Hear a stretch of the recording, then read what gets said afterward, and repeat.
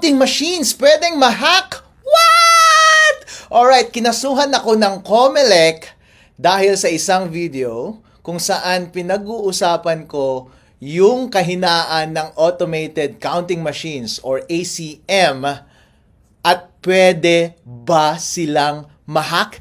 Ito po si Attorney Harold Respicio at kinasuhan ako ng COMELEC at ipapadisbar din daw nila ako at tatanggalin din daw yung lisensya ko bilang CPA mula sa PRC. Wow! Nakakatakot, alright? Yung video na yon na sinasabi nila ay pinatanggal na nila mula sa Facebook. So, hindi nyo ma-access. So, pag-uusapan natin ngayong araw na ito kung ano yung laman ng video na iyon. Alright. Ako bilang abogado, ay isa rin akong IT expert kasi bago ako naging abogado ay isa akong CPA. Nagtrabaho ako sa Deloitte, ang #1 auditing firm sa buong mundo. At ang expertise ko was information systems audit. Kaya alam ko ang lahat ng mga bagay na yan. Marunong akong mag-code at marunong akong mag-hack. Ang trabaho ko before was tignan yung mga kahinaan ng mga computer systems at sasabihin ko, "Hoy, pwedeng i-hack ito, baka gusto mong ayusin." Actually, dun sa video na yon sinabi ko lang na, "Hoy, COMELEC, merong kahinaan itong automated counting machines, baka gusto ninyong ayusin." So, Attorney Harold Respicio, ano ba yung sinasabi mong kahinaan doon sa video na yon? Ang sinabi ko was, sabi ko, kapag connected yung ACM sa internet bago mag-print ng election return, pwedeng ma-hack yung makina at madaya ang eleksyon. Wow, Attorney Harold Respicio, please explain. Ano ba ang proseso ng pagboboto gamit ang automated counting machine? So, ito po yung proseso. Ayon sa rules na inilabas ng COMELEC, yung automated counting machines ay nasa presinto on the day of elections. Yung automated counting machine na yon ay connected sa internet the whole day. At kapag boboto ka, ilalagay mo yung boto mo doon at bibilangin ng makina lahat ng boto. Pero yung pagbilang ng makina, para siyang nag-i-score ng basketball. Habang bumoboto ang mga tao, merong running score. Pero hindi katulad ng basketball, yung score doon sa loob ng voting machine na yon, hindi mo nakikita. Walang nakakakita. At makikita lamang yung final score pagkatapos na ng pagboto matapos ang 7:00 ng gabi on election day. At lalabas yung information na yon sa pamamagitan ng pagprint ng election return. Tapos, yung makina, ipapadala niya yung result sa servers ng COMELEC at yun yung official na returns ng election. Ang concern ko was, kapag konektado sa internet yung makina bago mag-print ng election return at corrupted yung source code ng makina, pwedeng ma-hack ng isang hacker yung makina at dadayain yung lalabas na final score doon sa election returns at madadaya yung resulta ng eleksyon. Yun po ang puntos ko doon sa video na iyon. So, Attorney Harold Respicio, bakit pwede bang mabago yung source code ng isang makina? Well, ang binanggit ko doon sa video was, pwede on principle basta may physical access ka sa makina. Bilang eksperto sa IT, ikaw din, kapag bumibili ka ng gadget mo doon sa Green Hills, di ba? Kapag nakaw yung cellphone na yon or nakaw yung laptop, pagdadalhin mo doon, babaguhin na nila yung source code ng computer na yon kahit may password pa yung device na yon. Kasi, ang basic principle ng information systems security is, basta may physical access sa device, ang isang masamang tao at gusto niyang baguhin yung source code ng makina na yon, pwede mong mabago yung source code ng makina na yon. So, on principle, ang mga makina ng pagboto, basta merong access ang tao dyan, pwedeng mabago yung source code. Ngayon, ang diniscuss ko doon sa video was, sige, sinesecure nga ng COMELEC lahat ng makina na iyon. Actually, meron bang opening, ang sinabi ko sa video is, meron bang opening or instance na baka hindi nakatingin yung gwardiya na merong bad actor doon at baguhin niya yung source code? Kayo na lang ang humusga, di ba? So, mahirap iwasan yun kasi kahit gaano ka pa ka-stricto sa pagbantay ng makina, kahit konting sandali lamang na merong access ang masamang tao doon sa makina, halimbawa, galing sa loob ng gobyerno, kung gusto nilang dayain yung eleksyon, pwede nilang dayain yung eleksyon. Yun yung binanggit ko doon sa video na iyon. Ngayon, hindi mo maiiwasan yung bagay na iyon. Kaya ang alternatibo mong solusyon dyan ay kapag nagtanim sila ng masamang code, source code doon sa makina at may opening sa hacker, pwedeng i-hack. Dapat ang gawin mo, during election day, wag mo siyang i-connect sa internet. Kasi kahit corrupted yung source code nun, kahit ano pa ang gawin ng hacker, hindi niya ma-access yung device. Therefore, hindi niya mababago yung score. And kapag hindi niya nabago yung score, ang lalabas na score ay yung tamang score sa makina at walang magagawa yung makina. Once i-connect mo na siya sa internet later at ipadala mo yung results sa server ng COMELEC, hindi mahirap nang dayahin yun kasi may kopya na lahat ng watcher ng totoong resulta ng eleksyon. Yun yung binabanggit ko na pwedeng opening doon sa video na iyon. Doon sa video na iyon, naging detailed ako sa pag-discuss ng teorya ng computer securities at paano i-take advantage yung kahinaan na yun doon sa sistema ng automated counting machine. So, nag-code ako doon, dinemo ko kung paano mo talaga siya gagawin code by code, line by line, at ginamit ko itong laptop ko para i-demo in actuality paano siya gagawin.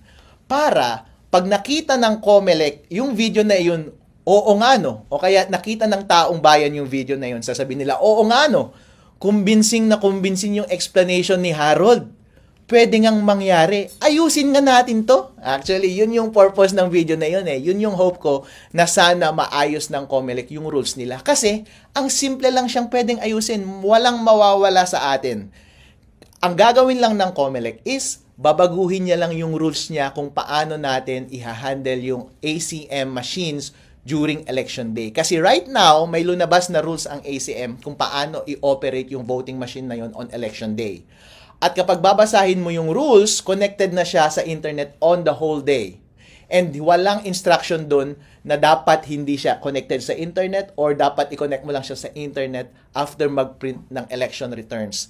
Ang recommendation ko was, bilang eksperto, ay magdagdag ka lang ng isang linya dun sa rules mo, COMELEC, at sabihin mo dun na wag mong i-connect sa internet habang nagbobotohan at habang nagpiprint ka ng election return. At i-connect mo lang sa internet pag magsesend na ng data papunta sa server ng COMELEC. May masama ba dun? Walang masama dun.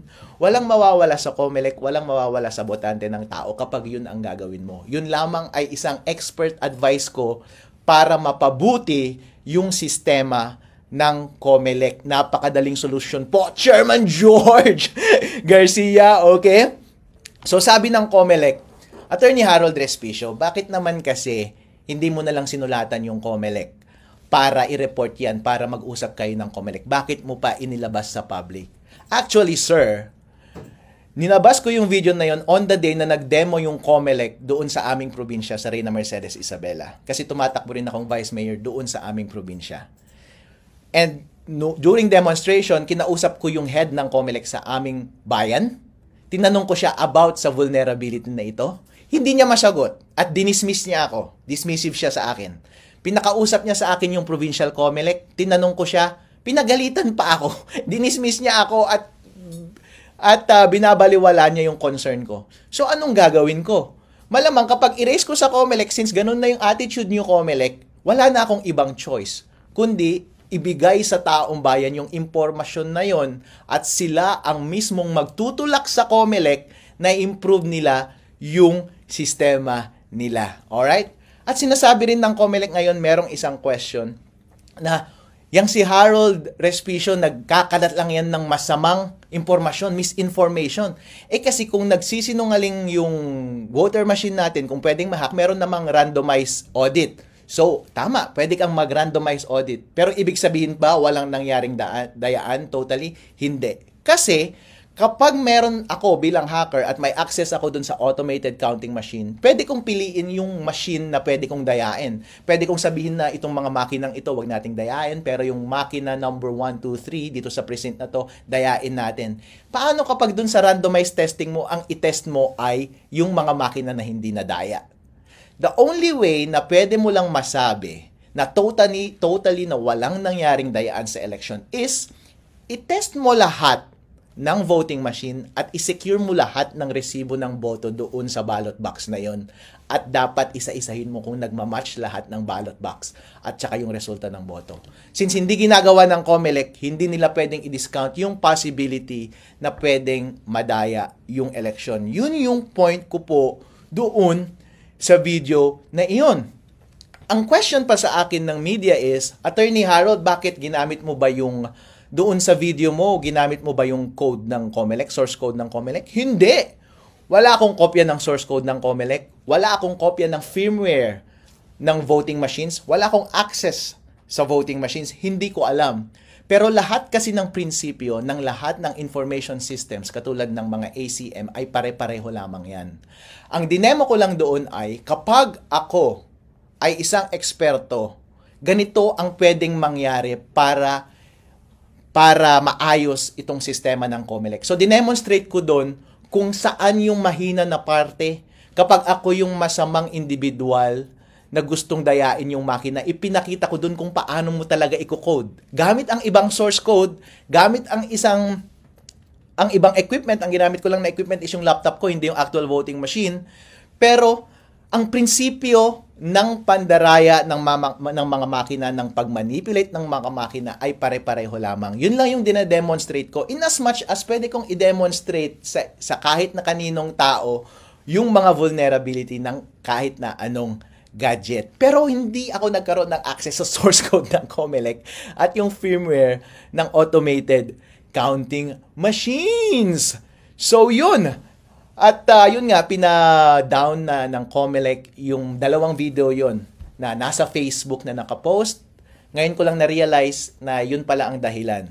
Kasi sabi ng Facebook, sabi ko, bakit ninyo tinanggal itong mga videos na ito? Sabi ng Facebook sa akin, kasi may nag-report na nagva-violate ka daw ng batas. Sabi ko, freedom of speech yan.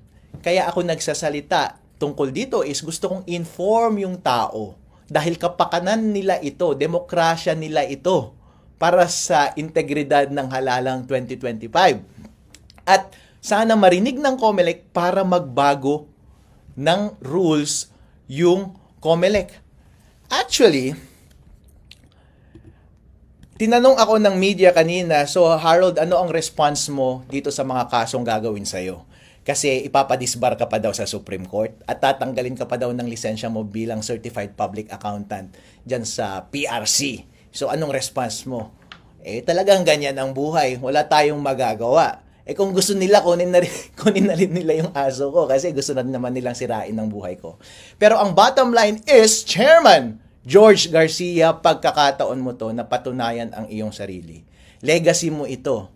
Hindi ko alam kung ito ang una o huli mo bilang chairman ng COMELEC. Gusto mo bang matandaan bilang chairman ng COMELEC na nagpapatahimik sa mga concerned citizen na gusto lamang ng tapat na eleksyon?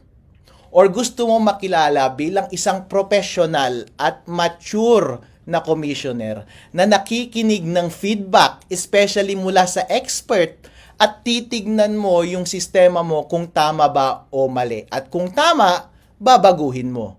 At kung hindi naman totoo yung sinasabi ni Attorney Harold Respicio, and then let the public judge for themselves. Dahil pinakamahalaga po lahat ang kalayaan ng tao na magsalita. Nangyari na po ito paulit-ulit sa maraming gobyerno sa buong mundo, kung saan merong mga taga-tuligsa sa gobyerno at pinapatahimik nila yung taong iyon. Pagdating sa huli, ang talo ay yung mga abusadong gobyerno na iyon. Pagdating sa huli, ang katotohanan pa rin ang lalabas. Kaya ang advice ko sa COMELEC ay, kung sa tingin ninyo, aatras ako sa informasyon na to, or aatras ako sa kandidasiya ko, bilang Vice Mayor ng Reyna Mercedes ng Isabela, well, hindi ko gagawin yun. Dahil nagtitiwala ako sa ating batas na ang tama at ang karapatan nating mga individual na malaman ang lahat ng transaksyon ng gobyerno ang siyang magwawagi sa huli. So, yan po. Ako po si Attorney Harold Respicio and this is The Respi Show!